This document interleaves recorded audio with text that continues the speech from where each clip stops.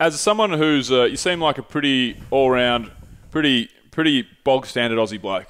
Yeah. Loves his family, loves his sport, loves Aussie rock, that kind of stuff. But, and I mean that just in no negative terms, but for someone who kind of had a bit of everything growing up in sporting and in the film and art and journalism stuff, what got you to lean into football? It's a good question. It sort of came out of nowhere, really. I can remember being taken to my first game at the age of about 5, and we went sort of irregularly, but I was aware of it.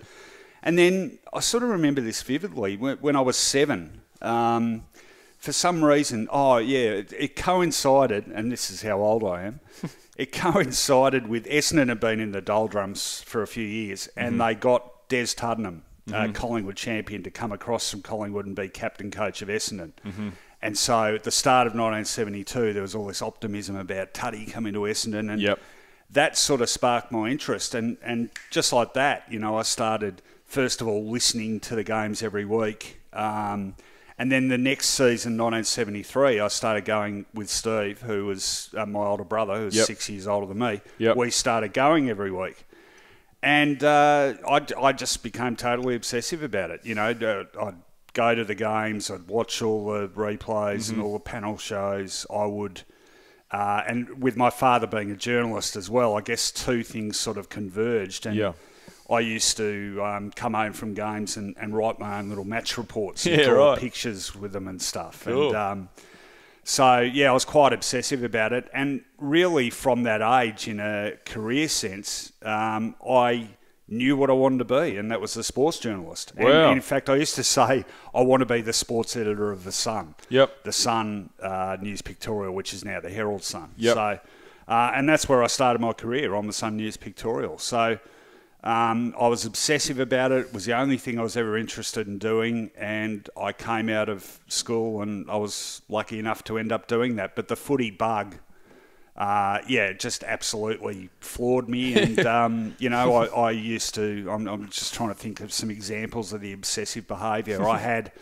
one of the first books I was given was the Courage book of VFL finals, and it was, every year sort of talking about the finals and the scores and the details and whatever, and I would memorise every premiership winner. I used to actually, I can rattle them off from about the early 40s now, but I used to be able to recite every premiership winner for every year. Stuff like that. That was your party trick at the time. I've got a bit of a Rain Man-ish sort of memory for footy, and I'm one of those people, and this still happens, that important events, music of the time, whatever, anything can be linked back to a football match. So, first thing that comes to my head. So, I know when Princess Diana died. That was from footy. That's what I was about to say. That's exactly what I was going to say. Really? Yeah, because Essendon was playing Adelaide. It was the last home and away game of 1997. It was at Princes Park. Yeah, would have been a Sunday morning, right? Sunday morning? Yeah, it was a Sunday afternoon game. Yeah, because it was Sunday, because I was junior footy. I was playing junior footy. It was Sunday, and people were walking around saying... Well, people knew it had happened. Yes. And then I think about just before the game started, the news came through that she died. And but things like that, I sort of... football games tend to be my landmark. That's funny, isn't it? I remember when Princess Diana died, and that was football. I remember things like that, but I guess I remember where I was, because I remember when Heath Ledger died. Oh, yeah. And I found that out. I remember exactly where I was, walking around a scaffold in Balnarring on this job site with my dad, and my buddy messaged me, and I went, what the fuck? But for me, I have landmarks, but for me, they're all wherever I was at the time. But you were just always at the footy.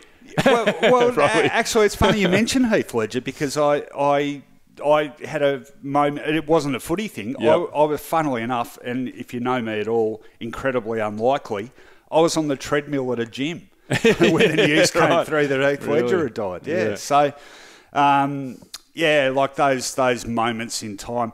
Funnily enough, and I'm not trying to make light of it, but 9/11, the night that happened, it was also the night that Matthew Lloyd was up at the tribunal after the qualifying final. So you were like, where the fuck can I find what happened to Lloydie? What's all this news coverage? Well, what happened was I saw that he got one game, so he was only going to play if Essendon made the grand final. And I got a call from my dad. I saw the name come up.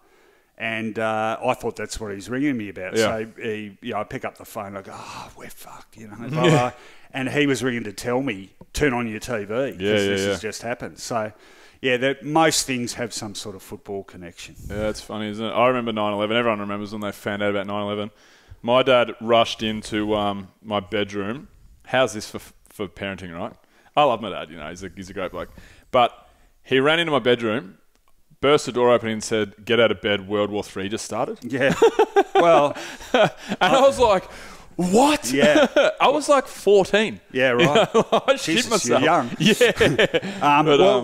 What I remember distinctly about it was, so my dad rings me and I rushed and turned on the TV, and of course the cameras are on the towers, and I see a plane go into the second tower, and I thought that they were replaying. So you saw that the live? First one. I saw that live. Fuck, and that's crazy, isn't it? it took that moment to register. Shit, that's another one. Yeah, It's that is still.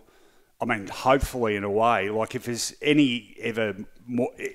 ever any more dramatic news footage than that, it will be World War III. That's right. Let's hope that is the craziest thing that we ever have to see in our lifetime. Exactly.